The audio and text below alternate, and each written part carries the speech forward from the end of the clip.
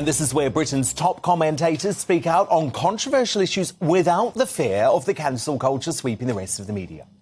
Now, in his recently released memoir, Prince Harry gleefully dragged his family and country through the mud, giving just about everyone from the press to the palace a right royal bashing.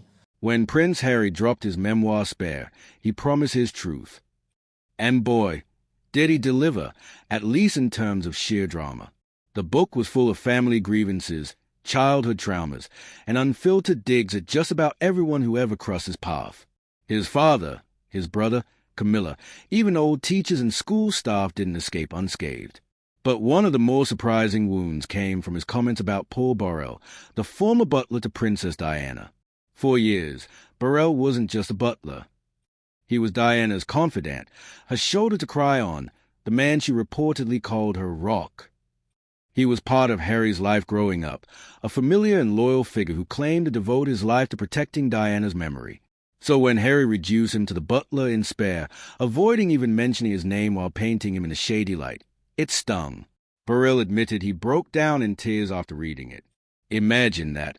A man who had been by Diana's side during her darkest years, a man who claims he sacrificed everything to defend her legacy, now feeling discarded and humiliated by her own son. Devoted friend, she described him as her rock, Paul Burrell, a man who showed him nothing but kindness as he grew up.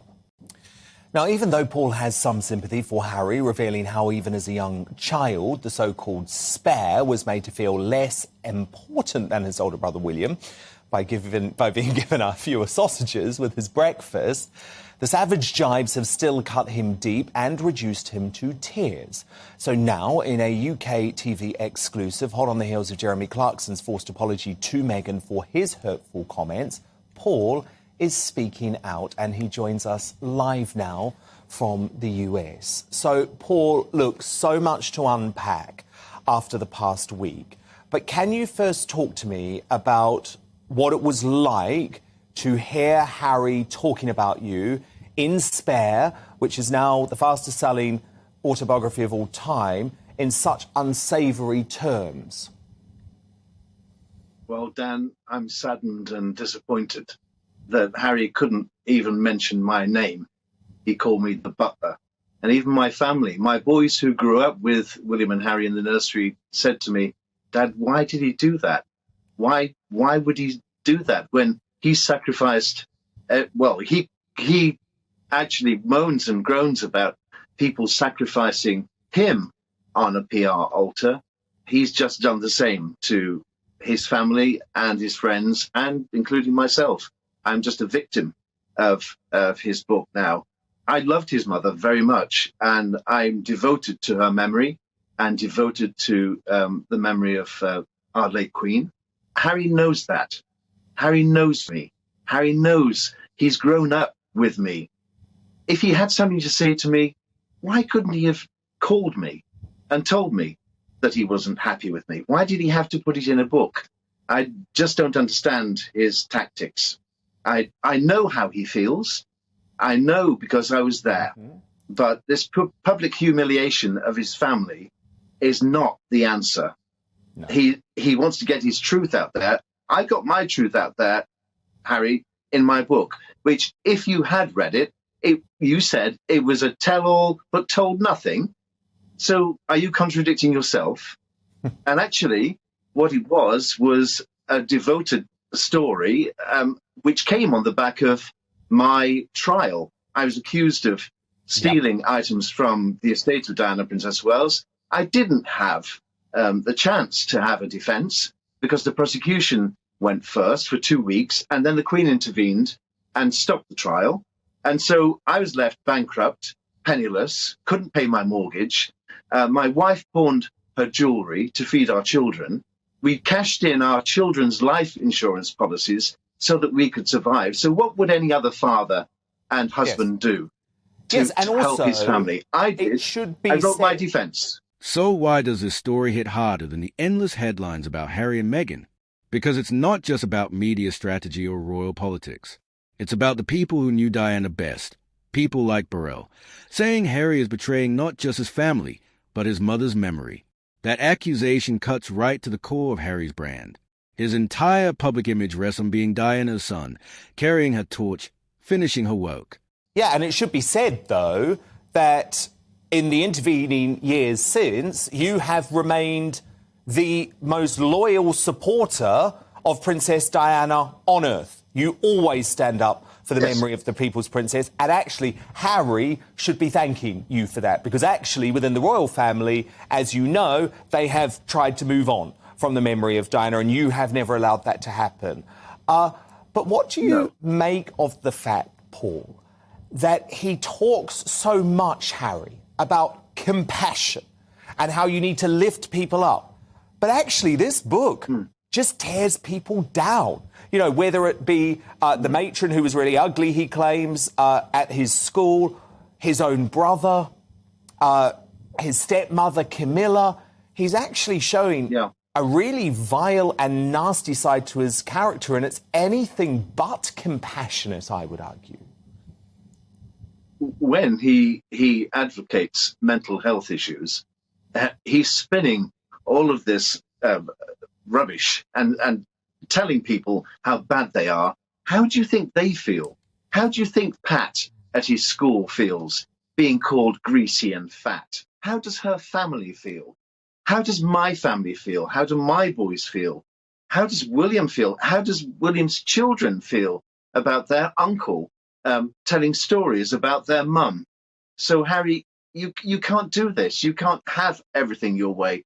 Listen, the Queen didn't pin the Royal Victorian Medal to my chest and say to me, Paul, this is from me and Diana for your loyal service, for nothing. I stood beside the Queen for 11 years and Diana for 10.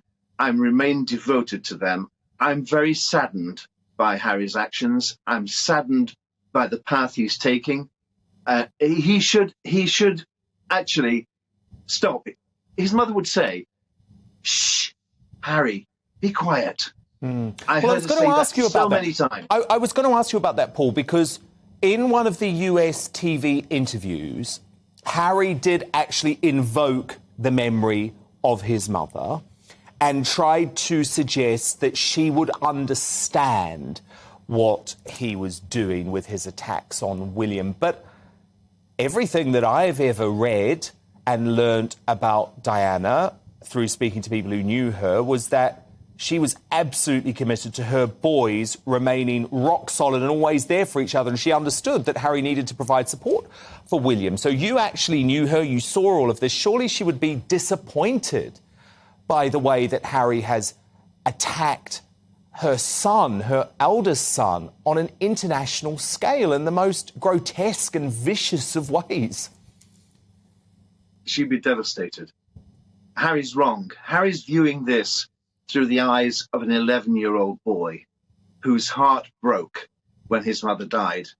I lived with his mother in her adult years. I can tell you what she would think and feel now. She'd say, Harry, be quiet, because you've done enough damage. Your job was to support your brother on his way to be king and to be there for him. That's what Diana thought. She thought that Harry would always be there for William, would help him in his role. And that's not going to be the case, because I can't see this rift mending anytime soon. I don't think it will ever really mend, because there's been too much said, and once things have been said, they can't be unsaid. Paul, I feel like Harry, over the weekend, has actually started to blackmail the royal family. He's saying that without an apology from the institution and presumably from the new king and his brother, he will continue these revelations. He says he's got another 400 pages in the next book ready to go that contain even worse allegations about Prince William and King Charles. At the same time, you have a real push from certain quarters of the royal family saying that Charles needs to reconcile with Harry. But surely they actually have to stand up to this man who is threatening them, who is blackmailing them. I agree with you, Dan. I think they should stand up to him. I don't think he should be invited to the coronation. How could he possibly sit there in Westminster Abbey in the house of God amongst his family, watching his father be crowned king? after all that he said. It would be the height of hypocrisy. He couldn't possibly come. And anyway, ask the people of our country, the country who he's abandoned, the people who he's abandoned for another country. You ask them what they think and feel. Because I think the people of our country wouldn't want to see him at the coronation. I think he should stay absolutely home not. with his wife in America. I think he should too. And Paul, just funny, is it true that Harry even got annoyed as a little kid because William got an extra sausage at breakfast time? That's true. I'm afraid that is true. That's just one of those things that happened in the royal nursery when the nanny would give William 3 sausages and Harry would say, well, why has he got 3 and I've only got 2? Well, he needs feeding up because he's going to be king. And that puts it in a nutshell, really, because everyone around William was whispering in his ear, one day you're going to be king, and bolstering him up and leaving Harry to one side. So I do sympathize with Harry. I do know what happened to him. I saw it happen myself, but I cannot forgive him for what he's doing right now. So stop it, Harry. No, couldn't agree more. And look, Paul, I know you were very upset about being mentioned in the book, but you know what? Harry called me a sad little man in the book. I think it's a compliment. I actually think it's a compliment because this man is attacking great people. Great people. And I'd much rather be one of the people attacked in this book than one of his woke propagandists who are actually all awful people. But Paul Burrell, so great to talk. Yes. Chin up. Thank you, Paul. If even Diana's closest allies are saying he's twisting her legacy, it undermines his whole narrative. And let's be honest, Harry knows that. That's why his anger at people like Burrell feels so sharp. He sees them as obstacles to his truth, voices that contradict his version of his mother. Here's the takeaway. Harry's memoir may have been cathartic for him, but it left a trail of broken relationships in its wake. From his father and brother to old friends, teachers, and now Paul Burrell, the list of people his alienated grows longer by the day. Burrell summed it up best. Harry is still looking at life through the eyes of the 11-year-old boy who lost his mother. But the adult Harry has turned that grief into a weapon and is swinging it at everyone who ever mattered to him. Maybe it makes him feel powerful. Maybe it makes him feel heard. But in the long run, it risks leaving him exactly where Burrell says he already is, alone, bitter, and estranged from the people who once loved him.